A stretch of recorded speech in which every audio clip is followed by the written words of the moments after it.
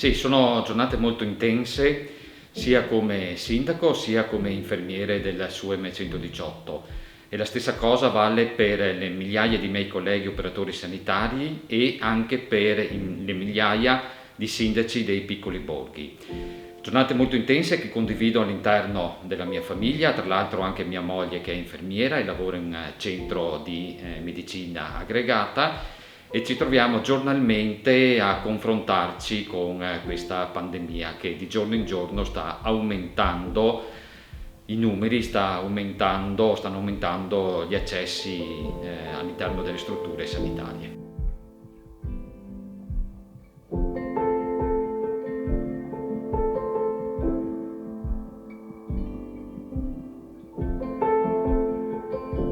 Allora, domande ne riceviamo a centinaia, sia telefonicamente che tramite messaggi, che tramite social, che tramite email, perché come dicevo prima i sindaci di questo territorio sono il sindaco della porta accanto, quindi conosce quasi tutti i cittadini e quasi tutti i cittadini hanno come punto di riferimento, come istituzione, il sindaco e il comune.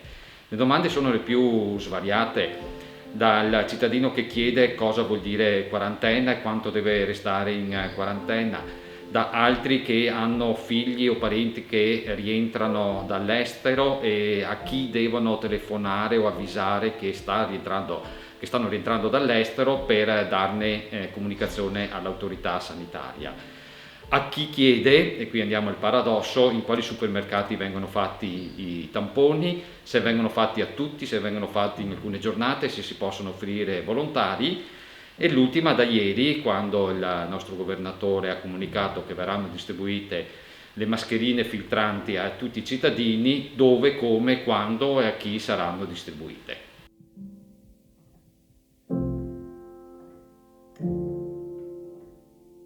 Quindi in primis abbiamo ridotto il numero delle persone, di dipendenti all'interno degli uffici comunali, prevedendo una turnazione affinché in ogni ufficio ci siano comunque presenti degli operatori.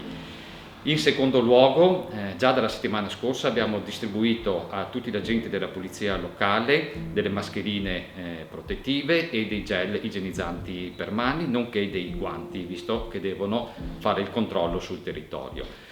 Dal lunedì abbiamo distribuito a tutti i dipendenti del comune mascherine chirurgiche protettive, gel igienizzanti per mani e anche dei sanificanti per la postazione di lavoro, per la superficie della scrivania, per la tastiera del computer, per la cornetta del telefono e per il telefono stesso, nonché per le maniglie.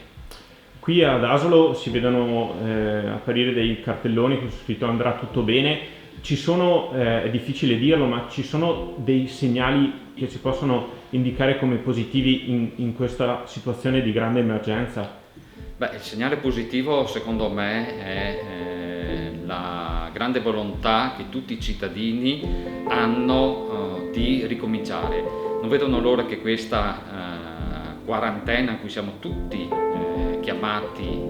siamo chiamati a rispettare, finisca in modo tale da poter riprendere con le proprie attività.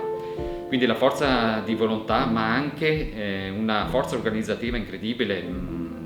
È bello e mi fa piacere che alcune famiglie si siano organizzate, ad esempio, che una sola persona per diversi nuclei familiari si reca al supermercato a fare la spesa. Chiamano, fanno preparare la spesa, la ritirano e poi la distribuiscono ai vari nuclei familiari. Sono degli ottimi segni di socialità e di cittadinanza attiva.